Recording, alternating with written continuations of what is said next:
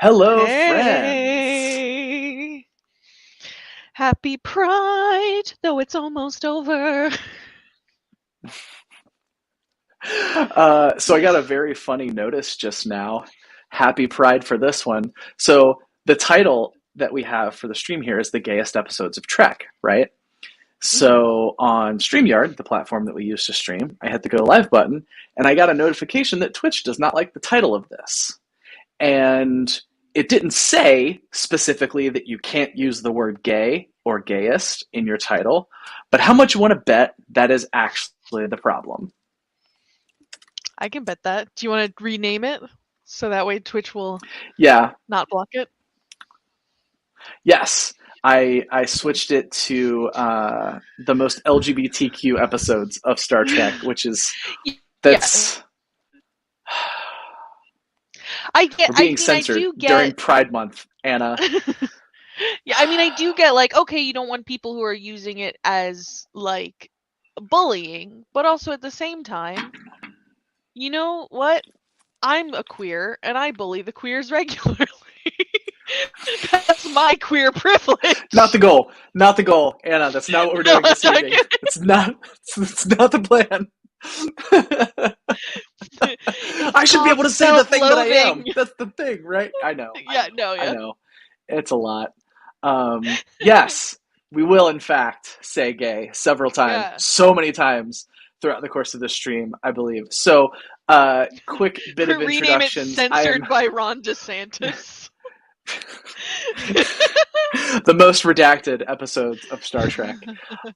So we are two members of the Lambda Quadrant. I'm Callie. My pronouns are they, them. My friend here I'm Anna. is My pronouns are she, her. I am bi and demi.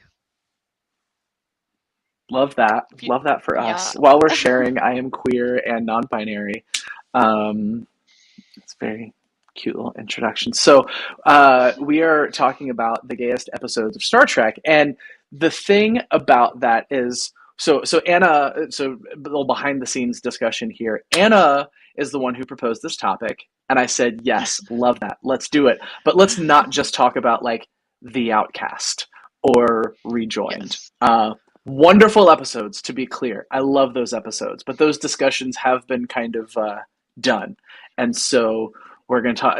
Those will probably come up, but we have other moments, Hmm. and I'm just going to say maybe we're stretching a little bit. Maybe we're doing a little bit of fanfic. Maybe we're doing a little bit of headcanons, but I'm you know, doing all fanfic because I do think it's important to point out that like for the longest time fanfic was all we had. Because exactly. Yeah. even though like while we love episodes like The Outcast and Rejoined, they were allegory. They weren't just like, Mm-hmm. hey, this is gay, and like, yay, thank you for doing that in its time.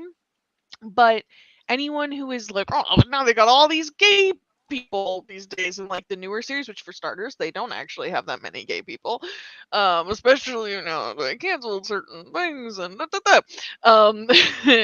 I'm not bitter. uh I am, but it's Super, fine. It's not what we're yeah, talking about this evening. I'm very but it's Pride, we're happy. uh, so the the thing is that if you're gonna say like, oh, why does it have to be woke, then if you're gonna claim that Star Trek wasn't woke in the first place, which is stupid, then you are almost admitting that those allegory episodes weren't good enough to rest on those laurels. If you watched those and you still did not get the point, that is telling me, no, we need to make it more obvious. Yes, because Because, oh my you god. didn't get the messages when they were slightly more subtle. So we're just Yeah. going to yeah. So yeah, well, and I also, this is a bit of an aside, but Anna, I feel I need to express this to you, is Mhm. that so like fanfic is a thing that I appreciate, but I don't engage with very often. And being Mhm. friends with you has helped me appreciate it on a level that I didn't. But like, I was never the kind of person that's like, oh, fanfic's silly. It's like, it doesn't mean anything. It's worthless, whatever, like that. But Mhm. I didn't understand what, I don't think I fully understand understood what a cultural phenomenon it was until I started Yeah. being friends with you. And it's still like Aw. I don't read fanfic very often, but like as a cultural Mhm. phenomenon, I'm so stoked that it exists, and so I will Yeah. defend the fact that we're going to engage in a little bit of that exercise this evening. Yeah. So yeah, so this is a slideshow that Anna put together because she's very good. Uh, AKA Literally what like makes our 2 little minutes heart ago. sing. Yeah, It's just and fiction. I don't actually, yeah, and I actually don't know what's coming up. So this is going to be a surprise for all of us. So Oh, I well, wanted to put this in of course. because I wanted to Yeah. put this in because this was finally the moment. This was what in 2015, 2016 when they Something like that, yeah. honestly, yeah, something like that. When they actually said there are gay people in Trek. Now, yes, we had that little moment with Sulu in Star Trek Into Dark or not Into Dark, in Star Trek Beyond. I think it was Beyond, yeah. It was Beyond. Star Trek Into the Darkness was the if you're Khan, then why are you white? Oh my God, Kirk, you can't just ask somebody why they're white, as I like to call it. But anyway, so Different we had stream, that different moment. stream. Yeah. We had that moment in Star Trek Beyond, but like even then, it was like okay, we could edit that out because guess what? They absolutely did for foreign releases. You know for a fact they edited that out for foreign releases. So we finally got, hey, this is a moment. It really cannot be edited out. It is there. It is unapologetic. We had obviously the sweet toothbrushing scene before it, which was just adorable, and I really like the domesticity of it. But this was them, like if you were still dense enough to be like, they're just roommates, they're just buddies, like at that point, like they have kissed. They have kissed. They're also talking about seeing was it Caecilian opera La Boheme, which is a reference to Rent, which they were both in, which is gay too.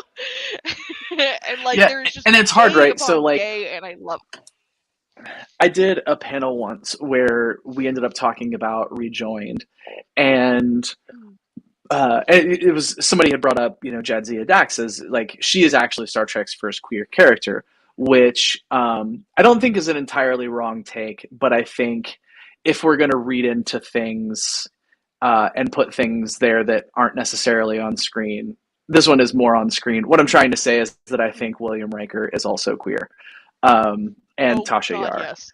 Um, I Different I've got stream. some Uh, but I've got some stuff to discuss as well for that. It's earlier. It's the original um, series. yeah. So uh, I don't want to diminish the moment from Rejoined because it super Mhm. matters, right? It was a Yeah. very important thing. You have two women kissing on screen on Star Trek. That is a very important thing. But like we're not telling the whole story if we don't acknowledge the fact that they had to invent this whole like alien allegory metaphor for that to happen. And so like that doesn't make it not matter and it doesn't make it not important, but there's like an asterisk that we kind of have to acknowledge Yeah. that's there underneath it, right?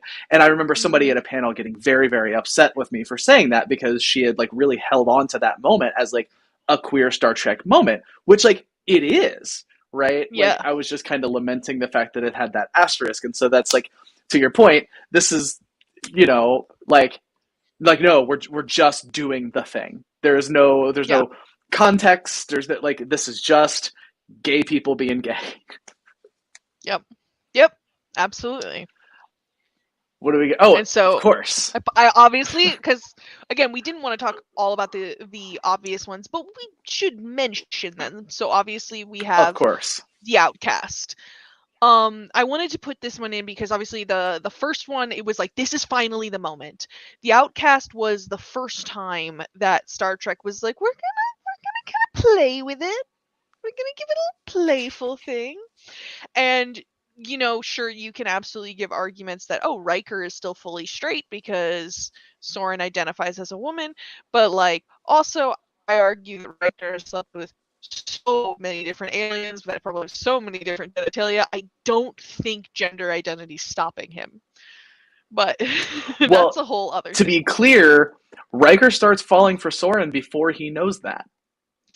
Absolutely, I agree. So just So a yeah, little. Also, that and like, Umzadi is gender neutral. Umzadi is a gender neutral term of affection, and oh, I is it? really I didn't love know that. that. It just means like beloved. They call each other Yeah, yeah, yeah, Umzadi. And yeah. do you know how many non-binary Trekkie friends I know who call their partners Umzadi? It's so How has that cute. not occurred to me? Yeah.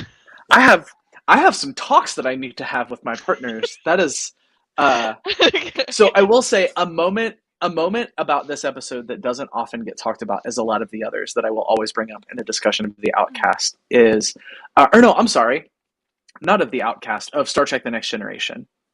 Uh, when we talk about the Outcast, I always end up talking about this moment because this is the other moment where like somebody tried to sneak in something under the radar and was successful in doing it, right?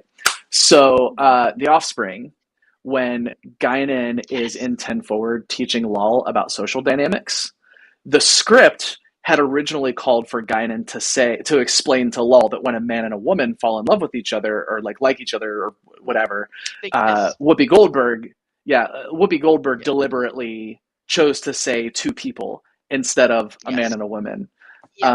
which like we're on the way there. Still got to remember polyamory. Polyamory is a thing, and I would argue probably more common in the 24th century, but different discussion. Still progress. It's definitely bullion phobic. Because bullions also Right. have co-partners and Andorian oh what phobia, Andoria and Andoraphobia, do you Denobia, do Denobulophobia. this is gonna be a great stream, everybody. We're having a great time here. Uh, what else I we am got? sober. And of course, rejoined. Of course, Yeah, John. So I wanted I to kind of put that in the context of like, okay, that was mhm, the moment finally in Discovery, and then we had kind of them first being like, we're gonna do something about it with the Outcast, and then Rejoined was them being like, and we're gonna do something about it again. But also, again, it was sadly, it still has that asterisk. Now, genuinely, mhm, while I love the kiss, and I made a point to choose not just one of the moments where they had their foreheads touching, I was like, I want to piss off anybody who mhm. would be pissed off by this. This is them kissing. They're beautiful, love it. And I do, in many ways, kind of think it's a. I love the Outcast. I love the Outcast, and it's oddly they like stumbled into, I feel like, a good trans allegory when they meant to do a Oh yeah, like it was gay totally supposed to be a allegory. gay thing, and they did a trans thing. Yeah, And then they they did a did the trans trans, thing which is accidentally for great. sure. I do in many ways think that this is a better gay allegory. This just in general Oh, for rejoined, and sure. I Yeah. and but genuinely what I think is the most awesome moment in it is when Kira goes, I don't understand what's more natural than two married people being married. Right. And Well, and that's Bashir's like, so in Trill society, they got these dumb yeah. rules. And Kira's like, that's dumb. And Julia's like, I know. And the fact that that I think what is most subversive in that episode and the most progressive is that we see that no one is like, they're both women. Yeah. And an important note about that is that so Avery Brooks directed that episode, and that was something that he Mm-hmm. said he felt really strongly about in the episode. Is that like Yes. it is there in the text on screen, but it was important for that to be like seen on screen, but talked about in a way that like all of this is very normal. It's just the Trill Society Yes. thing that's weird. Avery So Brooks yeah, was important very moment. good for Star Trek. And Star Trek was not very good Yeah. to him. I agree. And Makes it's me very very sad. sad. All right, All what we right. got next? Let's see. Garrick. Just him. Garrick. Yeah, not any particular episode or moment or anything, just his entire existence. So I Uh have two Garrick moments yeah. in particular that I love most. So obviously Andy Robinson was the one who said specifically omnisexual because he didn't know the Right. term pan or anything like that. He was just like he's an alien, and that he was like, oh, he's got this. He's like not necessarily a spy, and Andy being an yet played in civil, and Andy being an actor who like, yeah, okay, maybe I'm only in this episode, but I'm gonna take this character seriously and really look into the text and look into like what is this character thinking. Thought, okay, he might be a spy, but they really did not confirm that in his first episode. You really just don't know. He's just sketchy, and there's rumors about it, but he doesn't actually do anything where it says that he's talking to the Cardassian government anyway. And Andy Robinson went, okay, there needs to be some subtext here because it's more interesting to actually have the fact that maybe it isn't spying, because otherwise it's too obvious where he just comes over to Bashir and is like, hey, we should be friends. And so he went, oh, this is my co-star of this episode. Well, he's a gorgeous twink. Sorry. Listen, Sid, it's a compliment. And just went, I believe clearly, Sid knows and is aware. well, Andy has said straight up that he said, and then I saw one of the most handsome men I'd ever seen and went, well, there's your angle. He said that on the cruise. I was very happy about Yes. that. And what legendarily said it very explicitly on the Shuttle Pod Show podcast that Connor and Dominic do from Enterprise. yeah, oh, he's never hidden it. He's just been out there saying it, and it's great. And then we're getting a Stitch in Time audiobook in August. I'm very excited as someone who's read the book. I cannot wait. Yeah, I have not, because the best way for me to do books is audiobooks, and I was like kind of bummed that it wasn't there, and then I saw that announcement, and it's just like August 1st.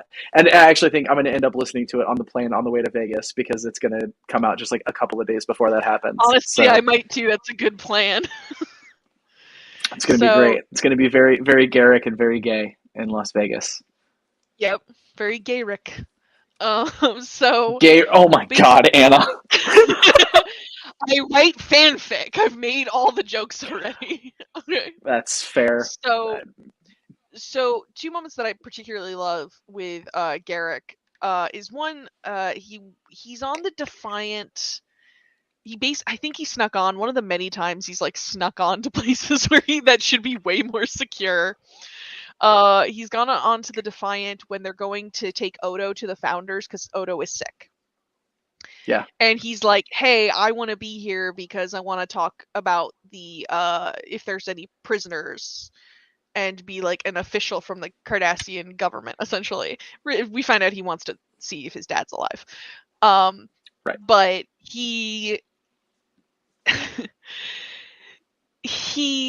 is, before like, what are you doing here, kind of thing. We see him talking to the security that has found him, and he is lamenting the fact that Starfleet doesn't let them accessorize, and that he specifically says that like it's amazing what like a good scarf can do for you.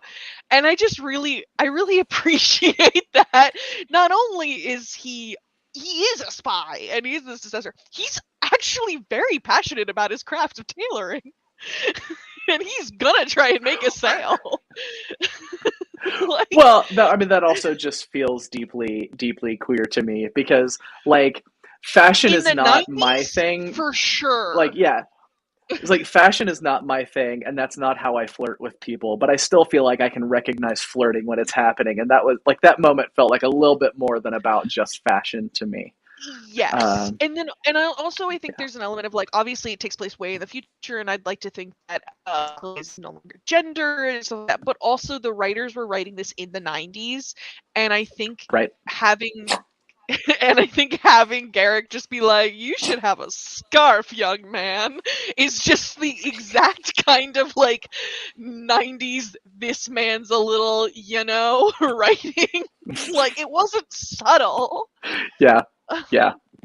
And then the other moment I want to talk about is again on the Defiant, when they've lost Deep Space Nine, they're out. Garrick just like goes to sick bay and is like mad because he hates being on the Defiant. Lights are too bright. Everything's not made for Cardassians there. But this is And particularly right he's after a battle where he hit his head, and he's like in sick bay yes. to have Julian look at his head. Well, he's claiming he hit his head. Specifically, Julian cannot find anything wrong with his head, and also other people are horribly injured from this battle. And he's like, I bumped my head. Now fix me. And Right. and Bashir is just being like, dude, I am at work. Can you please keep it in your pants? Like, and we do know Cardassians flirt by being agitated. He is just like Mm-hmm. arguing with Julian about everything, and then he starts saying that Bashir's now a Vulcan, which is not remotely accurate to anything Bashir is like. It's because And Bashir predicted the probability of them winning the Dominion War, and it was like very, very low yeah, odds. And yeah, no, and he's like, it's strictly a matter of math, and no, it's strictly a matter of our lives. You're not just yeah, genetically engineered; you're a Vulcan. Vulcan, yeah. And then Bashir says, if I'm a Vulcan, Garrick, how do you explain my boyish smile? Which, for starters, there's no straight explanation for that line. Uh, Correct. and from Bashir, and then Garrick says, "Not so boyish anymore, Doctor," which also has no straight explanation that I can think of. And I really think the next line there should have been, Garrick, when I get off Hi! shift. Hi, We, Nikki! Nikki's here! we have a surprise visitor. Hello, Nikki. Surprise visitor on the phone. I'm in the car. I'm parked. I was kidnapped by my parents. I've gotten away. Okay. What Wonderful. are we talking about? Welcome. We're talking We were about just the gayest moments of Star Trek. And Yes! so therefore there's just a picture of Garrick right That's now. perfect. And I was explaining the whole like if I'm a Vulcan, Garrick, how to explain my boyish smile. Not so boyish anymore, Doctor. The next line should definitely be like, Garrick, if you're sexually frustrated, I can talk to you off shift right now.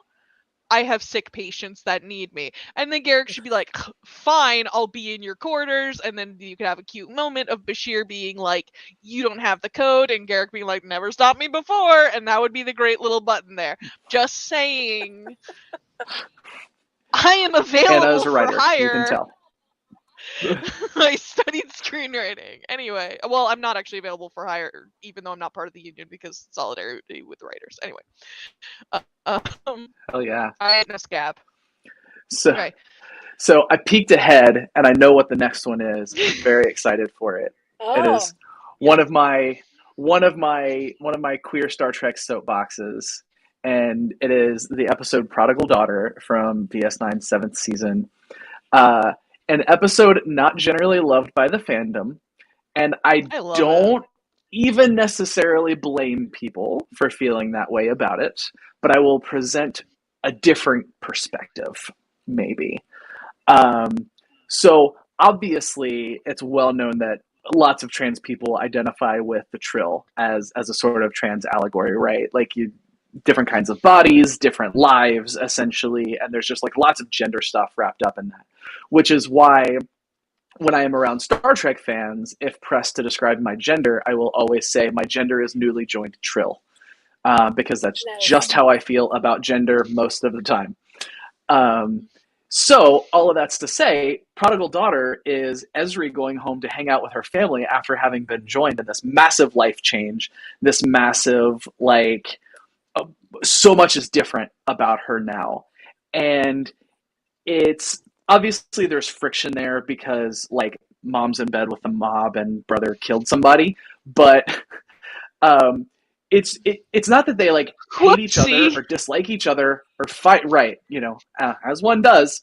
Um, but it's just that like she is so different that her family kind of doesn't understand her anymore, and they're not even necessarily mad at her for it. It just like causes some awkwardness and weird moments to happen.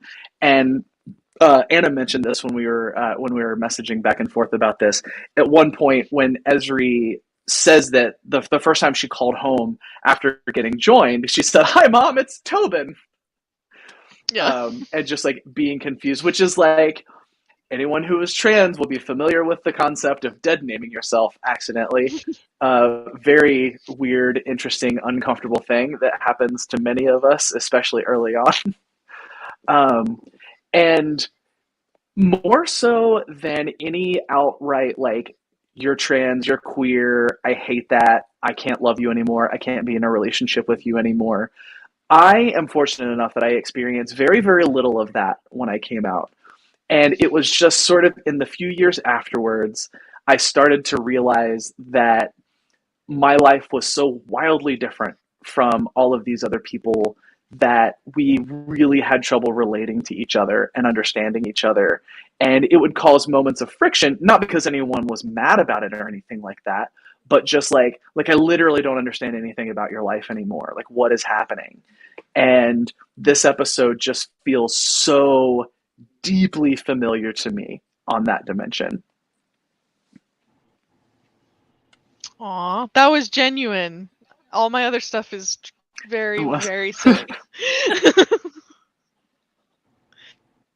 Leave it to Sorry, me but to yeah. bring the mood down. Make it Yeah. make it No, make it it like was sweet. real. Also, like I've also discussed it with my sibling, just who is uh bigender. Bigender, if I remember And correctly. so Yeah. does not really bigender. Yes, bigender. Does not Yeah. really use the term. I actually froze. I said it and then my internet froze. I didn't forget.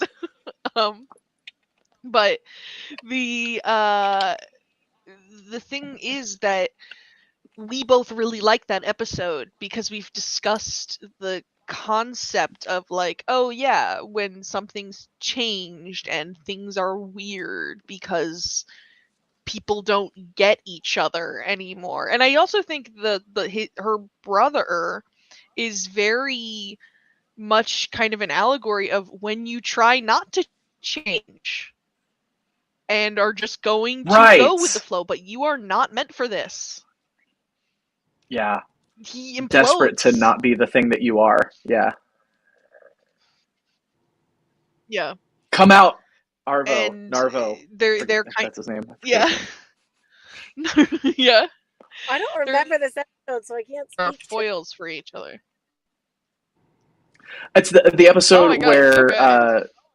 Some people hate it, Miles but goes to yeah. Miles goes to the planet to try to find the wife of the Orion Syndicate guy that he kind of got killed, and ends up getting mixed in with the Orion Syndicate. And turns out like Esri's family is in bed with the Orion Syndicate because of their like mining business. Oh, that's intense.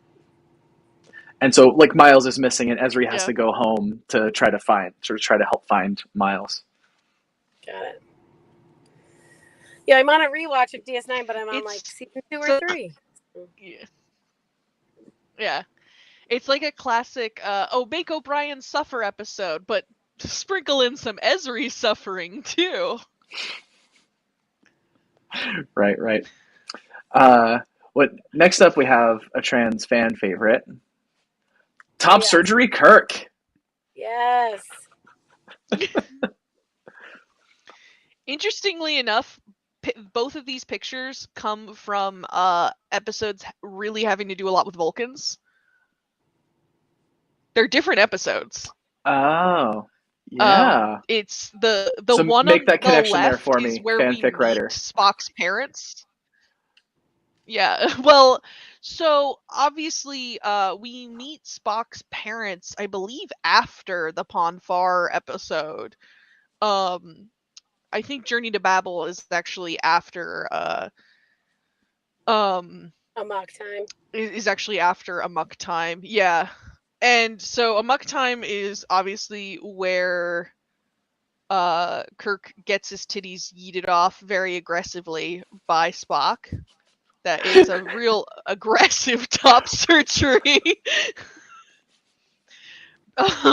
And then Journey to Babel is where we meet Spock's parents, and Sarek is needs to have this operation, and also Kirk is incapacitated, and and Spock is refusing to like go and like do this transfusion for his father because he's like, sorry, I'm in charge when the captain isn't available, so I can't save my father, and refuses to go.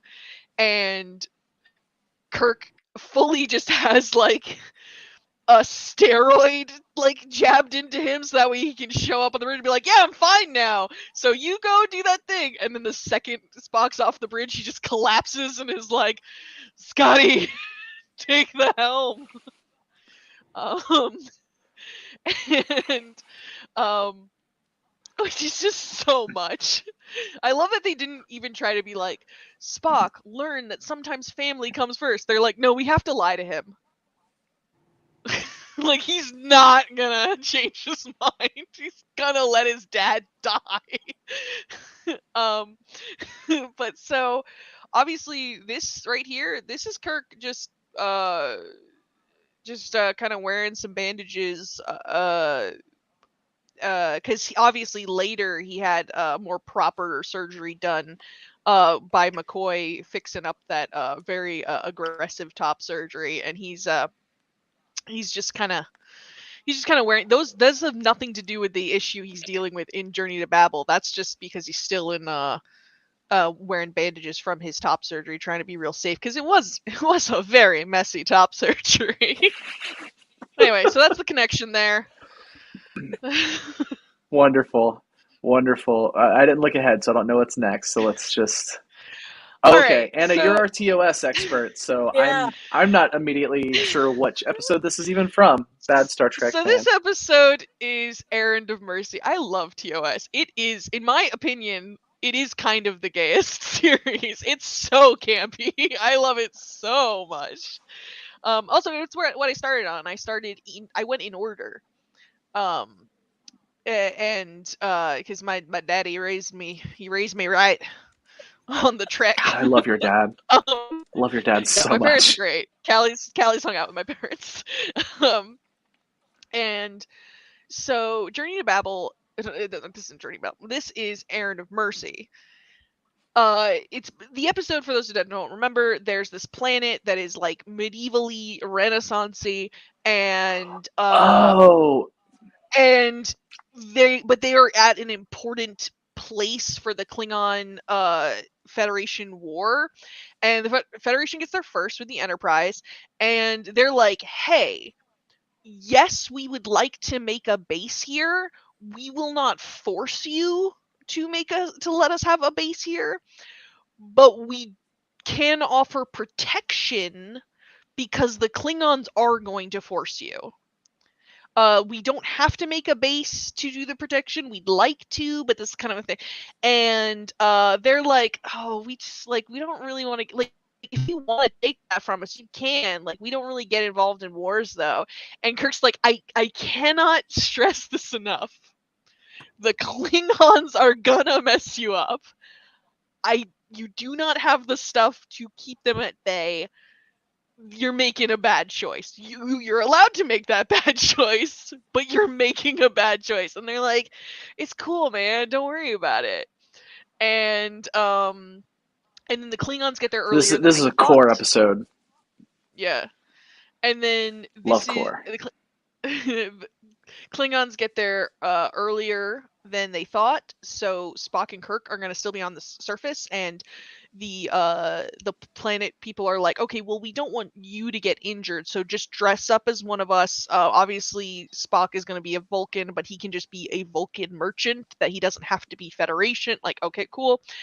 And first of all, I swear to God, Core is flirting with Kirk the entire goddamn time.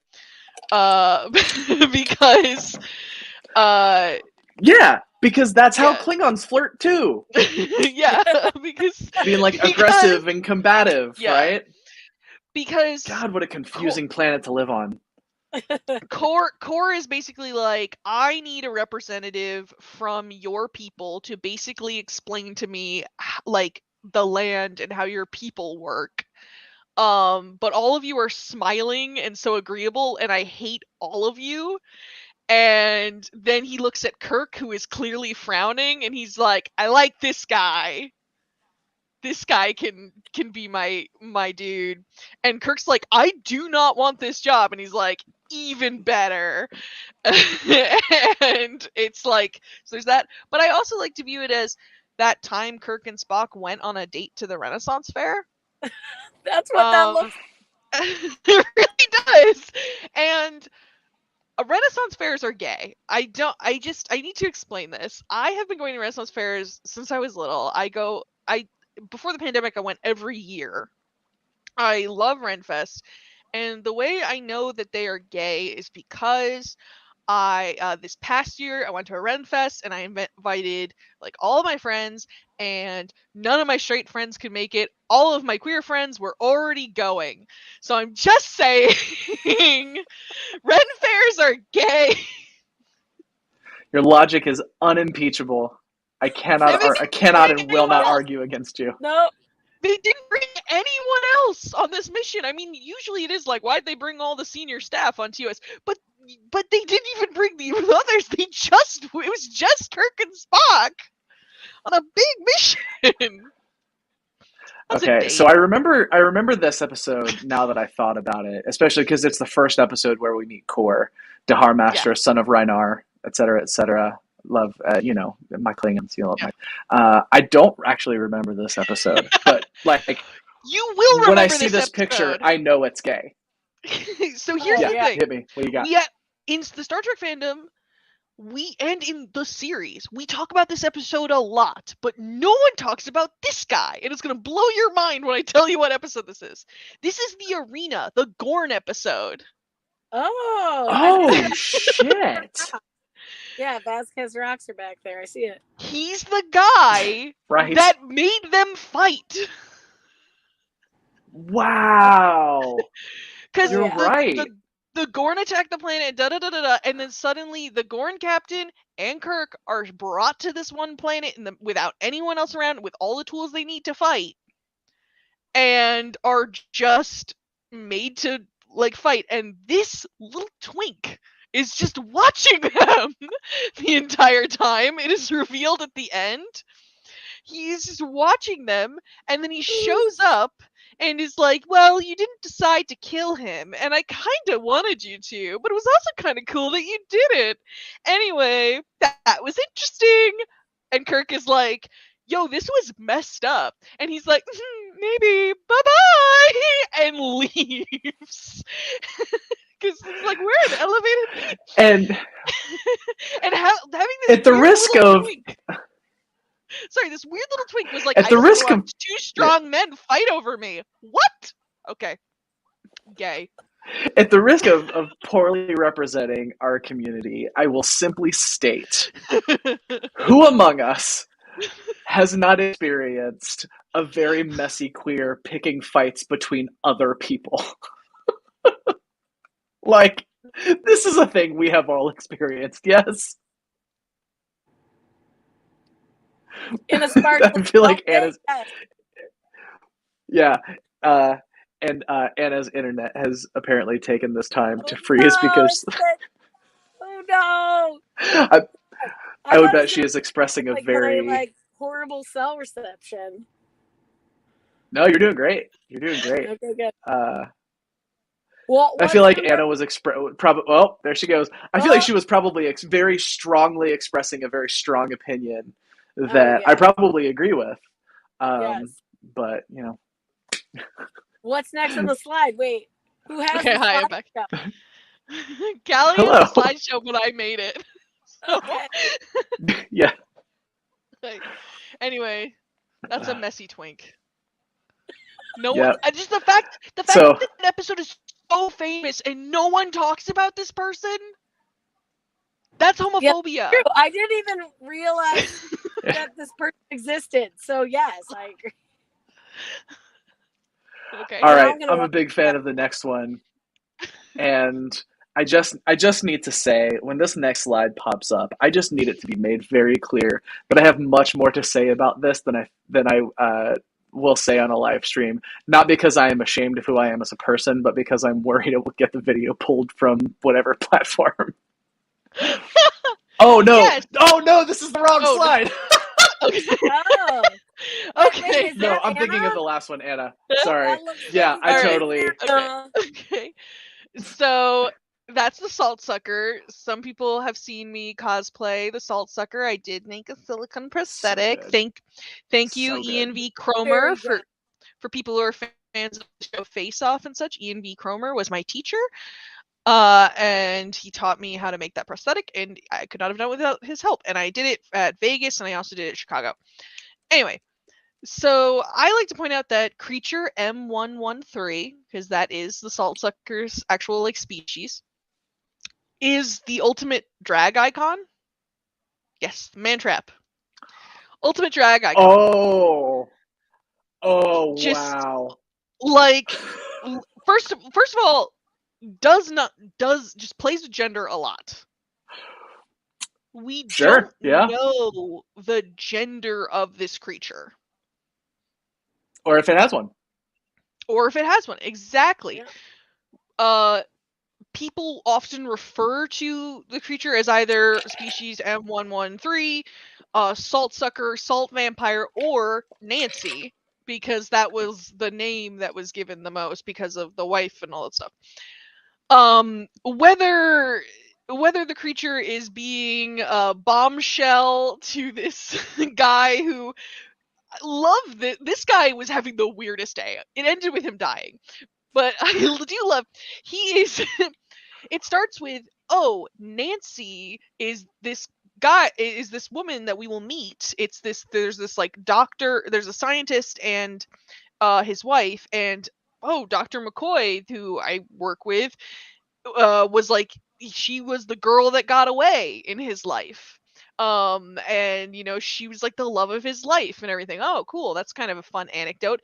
And then he, being just a person thinking, sees the girl that he lost in his life. This is a guy who literally sees Nancy as the girl that got away from his life, and he literally, it's so, because she looks just like him, because it's based on his mind. That's Michelle brings up a very good point. That's a good point, Michelle. That's a great point. Honestly, the fact that I hadn't gotten that, Yeah. Michelle, thank you. Anyway. And I expect you to hand in your nerd card the next time I see you. I don't know if that's a nerd card or a gay slang card. Oh, But anyway. Okay. So he's just like, oh, he's kind of thinking to himself, did McCoy and I sleep with the same woman? What? Huh? I mean, he doesn't say it, but he's just like, whoa, you look just like this girl I like left behind. And then Kirk's like, dude, you cannot bring that up to some guy's wife right in front of him. He's like he literally says something like, dude, shut up, like, but in like more like captain speak, like, hey, pack it in. And he's like, sorry, Captain. It's just like, she really do look like that. And obviously McCoy sees her look exactly like she did. And he's like, wow, there's not a single gray. And Kirk thought of a woman who would be a reasonable age for Leonard McCoy, so she did have gray hair. She was lovely. She did have some grays. And and then he's like, she's got some gray bones. And the other guy's like, dude, she's like 20. What are you talking about? Like, to Kirk. But he's not saying it, but he's like so confused. And then she comes out and is like, want to eat some, want to look at some berries? And then he's like, yeah. And then she sucks the salt out of him, and it's great. Salt sucker as a drag icon is absolutely not a thing I probably would have considered without you. That is something positive you have added to my life, Anna, and I appreciate you for it. Yeah. And then but also the salt sucker straight up is like, I am going to appear as a gorgeous black man to Uhura and speak Swahili to her. And she's very taken in, but she does get away. And also, one of my favorite things about Uhura is that then she's not like, wow, I gotta find that mysterious man again. She looks him up. She's like, goes into the records, because who hasn't Facebook stalked someone that we thought was cute or something? She's straight Never. up like, But also, she's straight up like, there's a gorgeous black man on this ship who speaks Swahili, and I don't know about him? That's suspect. Right. Right. And then when they're like, hey, there's this creature that can masquerade as people, she says something like, I knew I would have remembered a crewman like that. And I love that for her. Anyway, species M113, aka Salt Sucker, aka Salt Vampire, aka Nancy, drag icon. All right. So the next one is the one that yeah, absolutely. So the next one is the one for sure where I have to be careful, and it is the holodeck. The holodeck. I put the holodeck in here because the holodeck is the queerest character in all of Star Trek. Okay, why? Why, Anna? Why? You tell us why. I'm not disagreeing with you, but I need to know why. All right, so as a queer person, I can say that I have major anxiety, and I just want to be accepted by the community at large, whether it's the queer community or just society in general. And the holodeck is so needy that it created artificial intelligence so that way Data could have a fun game. And that is queer. That is a queer, anxious thing to do. I was going to say it rings true for me because the holodeck is so often a problem. That's what we're going with. As in, like, it's so needy that it breaks down all the time and it needs getting fixed. People to visit it. But also, like, in a fun way.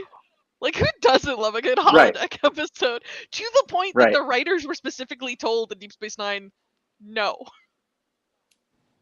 You're not allowed to do a bunch of holodeck episodes. They got Arman Bashir.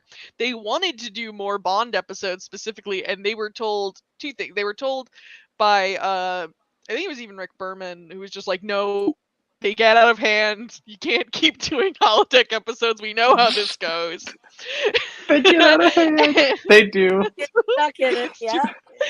And, like, you can't just keep having the holodeck breaking down. It gets ridiculous. It's more trouble than it's worth. And also, I read, I don't know how true it was, but I read that the people who made James Bond movies were like, please don't make fun of James Bond. We're trying to bring the franchise back in a way that people will take seriously. Because then they made GoldenEye, which was that. So yeah, holodeck's a little brat. Holodeck, ooh, brat. Yep. So I will say about the holodeck, it is not a secret that I am a kiki person and a promiscuous person. So obviously there are many possibilities for the holodeck along that axis that I feel like I if I were to be more explicit, I don't think I would be saying anything people wouldn't already think of. The possibilities are quite literally endless. Correct. But another thing that I will say about the holodeck that I had not previously thought of until literally this stream is that I think the holodeck would present a very interesting way for people to be able to play with gender. Yes, I agree. Because we know, we're fairly sure that as a whole, Federation society is progressive about gender things. And so the existence of trans people, the existence of non-binary people, or even people who are just sort of outwardly gender non-conforming would probably not be an odd thing to see in a starship, in a city, whatever.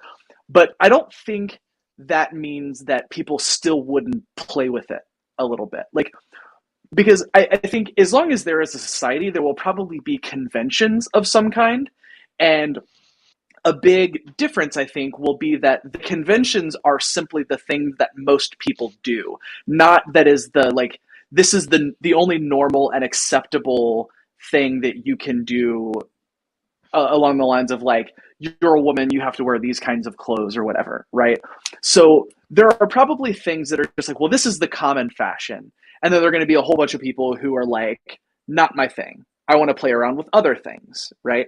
And so it might not be as like revolutionary or subversive as playing with gender is in the society that we live in, but I still think it would be a thing in the future. It Well, might look a lot different than we understand it too. they kind of did that a little bit. I mean, this might be a little bit of a stretch, but they kind of did it in The Offspring when Lal was trying to decide Yep. the image that Yep. Lal wanted, Yeah. and it went Yep. through different.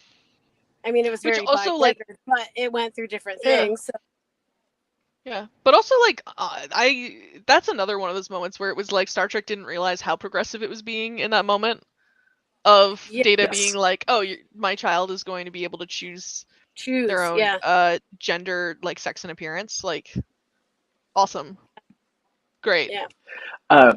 Because a thing that I will say that is an interesting experience that I had that I am happy to tell the fully explicit version of this story on a live stream that won't get pulled down for it. But I will say I had some interesting experiences using VR with adult content to explore, like, imagining different points of view That's it. in terms of in intimate situations, right? And I don't think the holodeck would be able to be like as explicitly useful in exploring those things. But there are the more like outward things, like just playing around with maybe like a hairstyle or a clothing style or anything like that. But I think it could also create things where it's like, if I wanted to, on a very maybe superficial level, try out what modifying my body in some way might look like, there's like some utility the holodeck could be in that, in Sure. terms of like 100%. adding parts or whatever. And I think that's like a really interesting, like almost like therapeutic use case for the holodeck, and along those lines, which, like, Yeah, that's a really interesting thing to think about. even just it's something we all know about phantom limbs, right? What a phantom limb is. Oh yeah. You know that like people often will have phantom limbs that like a hand that is like permanently clenched, and they can't unclench it because Yeah. it's not really there. And they have had success with like putting their actual hand in a box, the mirror. You can see the mirror, so that way the brain is almost tricked to thinking they can see the hand and then unclenching that. You could do that with a holodeck as well. And things like Yeah. that, which is like, there's a lot of incredible things about the holodeck. I mean, we can talk forever about how cool holodecks are. I mean, that would be awesome. Even just the fact that you can like eat and like change clothes on a holodeck, because it must have replicator technology as well. We could recreate so much 19th century literature, you guys. Let me tell you, here's the problem. I would like, like, I unironically. They always are too. Except on Lower Decks, then it's a like action-packed movie. Yeah, that was cool though. Yep, Crisis Point and Badgie. Yeah, like I would be. There's even like you could practice coming out to family members. Oh yeah. Which Oh yeah, do a little potentially role play. Yeah, which could potentially Barkley do literally more, did that. Yeah, harm. Yeah, that's true. But I hate Barkley, so I don't want to talk about it. Well, not coming out, but he rehearsed a hard conversation. Yeah. Yeah, which I would argue could probably do more harm than good. I think The Good Place does a good example of that when Chidi gets like it's like, oh, here's to practice breaking up with was it Simone? Oh and yeah. he like is like, oh, Yeah. I need to get the best reaction. I think that could really, yeah. So, but I think there's something to be said. Like Boimler trying to pass the board test.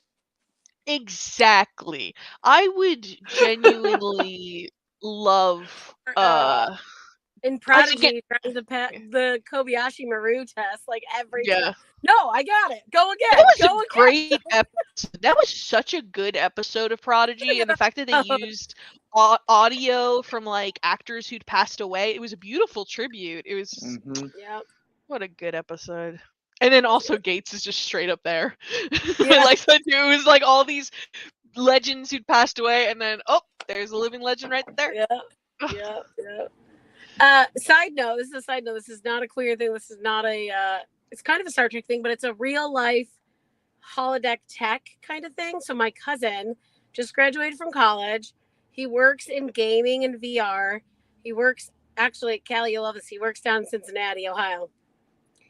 He works on VR for Procter and Gamble. They have this thing called the Cube, and it's literally a room that you go into, and instead of having to have the VR headset on, it projects all the way around in the room and everything, and shows you everything, so you are immersed in it without having to put the headset on. When they described when his mom described that to me, I went, "You know what that is, right? That's a holodeck. That's literally what that is." So good. Nikki, So you need like to make an introduction for me, please. Yeah, I actually want to hang out. Yes, well, hey, I'll try to see if I can get you a tour of it. Callie, we found the way I would actually go to Cincinnati. Yes, real life. No, I would go to visit you. I would go to visit you, but so there you go. I had a friend. It was so sweet. This is a friend that we were so tight in middle school, and then she moved, and we've hung out a little bit since, but we've always been separate. She's moving to Michigan, and I said something like, she was like, "You should visit me in Michigan," and I was like, "Honey, like, why would I go to Michigan?" And then she responded back a link of she was like, "Here's any Star Trek the only Star Trek convention I could find in Michigan," and I was like, "That's so great. You know me so well." It was probably either just Motor City Con or the one over in Grand Rapids. That's what it was. It was Motor City. That's in Detroit, or outside of Detroit. Yeah. I will claim the honor of having one of the few cities that is directly and properly roasted in Star Trek is the city that I live in. Yeah. Very happy about that. And Lower Decks, when Mesk is like, "I've never been to Orion. I'm from Cincinnati." It was good. I'm cosplaying him in Las Vegas, by the way.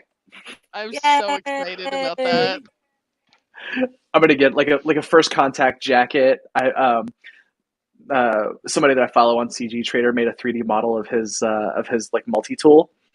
And then and I'm just gonna wear a Cincinnati hat with my Orion makeup. That's awesome. So, yes, yeah, Cincinnati. It's a medium place. That's accurate. All right, so we should actually talk about, like, we're going to be at Vegas, Star Trek Las Vegas, for people who can make it. We obviously understand that not everyone can, but we'll be there. And also there's a virtual TrekCon, like, lead-up event, for a streaming event for people who can't come or people who are just getting hyped to go. So that way there's just some Trekkie goodness before, and I am pulling up my calendar while I talk and just vamping a little bit. August so 3rd through I don't know the. No. I don't remember the 7th rule. That's what we're talking about. Yeah. I don't need to advertise for Creation. They've got that covered. I'll advertise to them if they want to, comp tickets or something for me. Absolutely, but I just. While Anna's looking that up, I'm gonna flex a little bit. This is a prop for a cosplay that I made for Vegas. It's so cool. So I am a big fan of single episode cosplay. Yeah, I'm a big fan of single episode cosplay, very niche, deep cut. And for some reason, I am in love with the Galrakians from Lower Decks, who you really only see twice. They're the big bads in Temporal Edict. It's like episode 3 of season 1. And then you get to see a couple of them walking around in the the season 3 episode. I forget the name, where Mariner and Boimler work in the Starfleet booth. There's just some Galrakians walking around, but they're the they're the ones that are obsessed with crystals. Yes, the crystals. All right, so the virtual TrekCon pre-Vegas panel, that is on July 16th. So July 16th. That's Sunday. Yes. Mark your calendars. It's marked in mine. Because you should. The 7th Rule folks are very cool.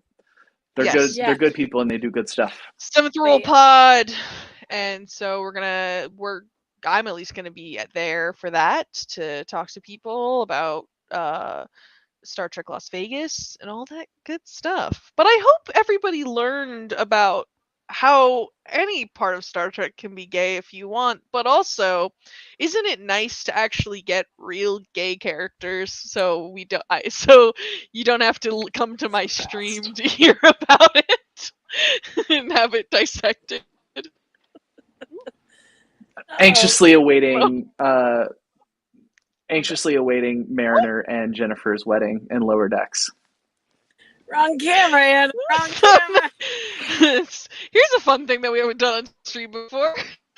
So, my webcam sometimes gets disconnected, and the webcam that came with with my computer is in the corner of the keyboard, aka the tinny cam.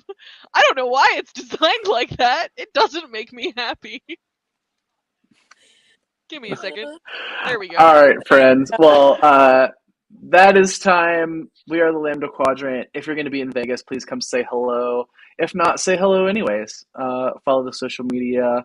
We'll do more things like this. This will be our last Pride Month stream. I think we're probably going back to streaming monthly, bi-weekly, something like that. We're going to keep doing the thing, talking about gay stuff and Star Trek stuff, because that is who we are and what we do. So thanks for hanging out, and we'll see y'all soon. Wait,